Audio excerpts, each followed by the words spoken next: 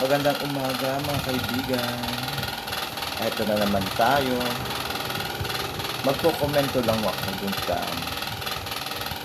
pahayag ni Jingoy Estrada na ayaw niya ng impeachment. Bakit kaya ayaw niya ng impeachment? Meron kaya siyang naaalala? O mayroong bumabalik kanyang utak ng nakaraan?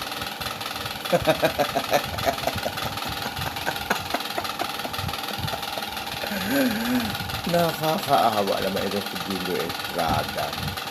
Mayaman na kayo. Sobra na ang kayamanan ninyong mag-ama ni Joseph. Bakit ayaw mo ng impeachment? Naaalala mo ba yung nangyari sa tatay mo? Ha? Nakakaawa ka naman, Jingoy. Isa kang walang silbi dyan sa Senado. Wala kang kwentang senador.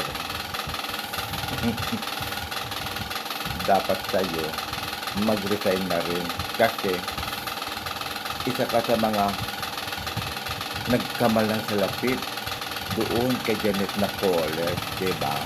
Kaya ka nga nakulong. Ngayon mapukulong ka na ulit. Ulul.